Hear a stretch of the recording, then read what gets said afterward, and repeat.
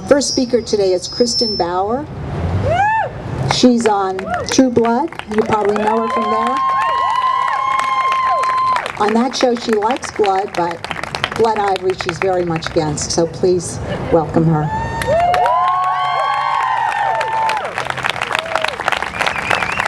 What an amazing... Oh my God, there's a kitten here. Oh no. That's the cutest thing ever. Actually, that may be where I start. I've had an interesting journey over the last couple of years. And it's so sweet to see all of you guys here. And this is such an emotional topic. And I just got off a plane, so I'm going to try to not cry through the whole thing and be inspirational. But I met a man from Kenya who was the warden of Tsavo. This was about 2 years ago. And I just went to, a Hollywood dinner, and there were about 10 of us. And at one point, he looked at me and he said, I've come all the way from Africa to Hollywood to ask for your help because my elephants are dying. And I said, what? And he said, they're dying. And of course I had no idea. And I left that dinner completely aggravated because what the hell was I supposed to do about it? I don't understand how this is effective to say to a dinner of 10 people the elephants are dying and what are we supposed to do? So I spent the next 6 months Googling, and so from my laptop here in the valley I watched rhinos go extinct in the wild in Africa. And I just kept saying, sort of angrily, what the hell am I supposed to do about it? And then I started thinking, well, what can I do about it? I made it a real question. And, I still don't know, and we all don't know. But what's great to see you guys here is that you realize that doing nothing is not going to work. So you have to do something. So what I did is I got together a camera crew and we went to Kenya and we stayed with the Sheldricks. And we didn't stay with the Sheldricks, we stayed at an amazing place and then filmed at the Sheldricks in Nairobi at the nursery.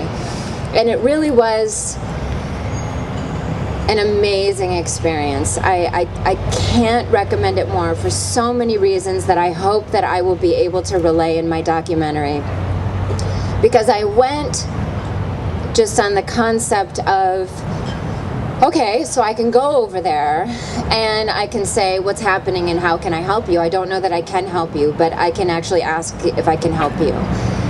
And so my focus was very on elephants, but also my husband is African, and every time a commercial comes on where we're all trying to save Africa, he absolutely groans and has to leave the room because he feels that Africa has something that we do not, and we could learn from Africa. So I was very careful to not come flying in on my steed and say, I am here, you are saved. I wanted to see if we can even be of service. And my husband actually said when we were looking at the baby elephants, the orphans in the nursery in Nairobi, that they make kittens look evil and hideous. I've always said previously that God really got kittens right. That's perfection. And the baby elephant, it's thank you. It's remarkable how sweet.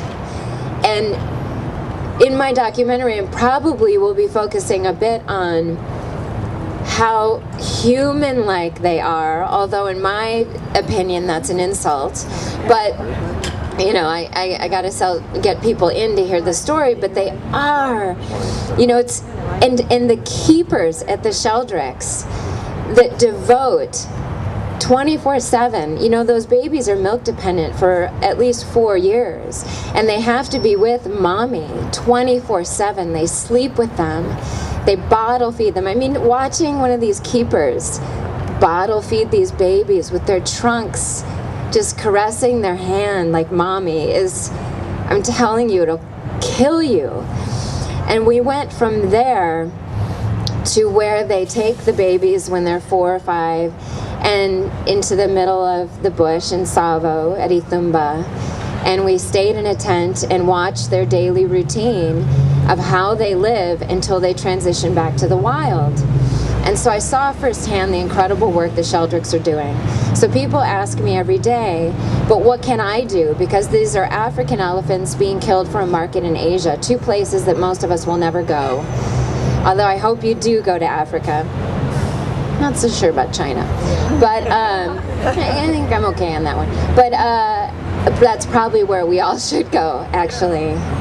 But the work that the Sheldricks do, I mean, just the baby elephant alone, I'm good, I'm in. They had me at baby. But they have a mobile vet unit that is saving hundreds of elephants. I'm trying to think of telling you 1 or 2 remarkable experiences, and one of them was that every day they have an electric fence around the stockade to keep the babies safe. And every day they just open the fence and the keepers just walk out into the bush and the little babies just fall in line and follow them out there into complete freedom and hang out in the bush and go to a water hole and play in the mud. And at the end of the day, the keeper turns around and they walk back and the babies just walk back. You know, my dog would be gone, you know. So their connection is so strong. But what's incredible is that the ex-orphans show up every day. And so, you know, I'm standing there and the size of an elephant. So I turn around, I don't know, 12, 15 feet high is a mommy and her newborn. And she is an ex-orphan who wanted to bring her baby to meet the keepers. And it's just incredible. And as we're standing there at the water hole, the keeper says to me, "The wild bulls are coming. This is dangerous. Back away slowly." Huh? By dangerous, do you mean like dangerous? So I look, and incoming are 6 wild bulls with ivory, one of them dragging on the ground. These are 60-year-old elephants that have lived through endless hunting and poaching and danger and encroachment. And they're watching us, and their ears are just flapping. And I'm from here to that flagpole, backing away slowly. And you can't outrun an elephant. And they said to me, if they charge, do not run. I said, what happens then? They said, you're dead. And I look, and the Land Rover is way over like where that street is, and I know I can't make it. And I honestly don't know if I would have just stood there as the elephant charged. But what's the most incredible thing to me is that they don't. And the keeper said, see that one with the black spot on his side? He had been, it was an attempted poaching. He had a poison arrow in his side, and the whole side had turned septic and black, and he was dying. And he came into the area where the Sheldrick stockade is, and they called in the mobile vet. They flew in their plane, darted him, and treated him, and he's gonna live. And what was so, I hate that I was crying these fucking things, but I mean these darn things. I don't see one child, sorry. You'll learn anyway, that's a useful word. I started at 4. But anywho, what was amazing was that the keeper said, just stand here. He's sensing us, he's judging our energy. And he said, we saved him. He remembers us. Now, that's one group that saved him. And every other human he's met, every other car he's seen has tried to kill him for 60 years. But they judge us as individuals. And I know that I'm not that evolved. And I just thought, it's very, very rare as a human that you ever think you're not the top of the food chain. We're not, but we always feel pretty safe. Every once in a while a woman in some dark parking structure will get a glimpse, but most of us, we're the top of the food chain. Standing there at that moment, I was not. And it was not a comfortable feeling, and he could have killed me, and he just didn't. And I don't know, that's not something that our species has evolved to. If somebody strikes, we strike back twice as hard. And I do that in my daily life. If somebody cuts me off in traffic or what have you, I still have not become an elephant. I also went to Amboseli, and I spent time with Cynthia Moss, who's been sitting in a tent in Amboseli for 41 years studying elephants. And just sat in the car with her as the elephants surrounded the car, and they will only do this with her car and her voice. So she said, keep your voice low, because if they sense a stranger, it could be a different story.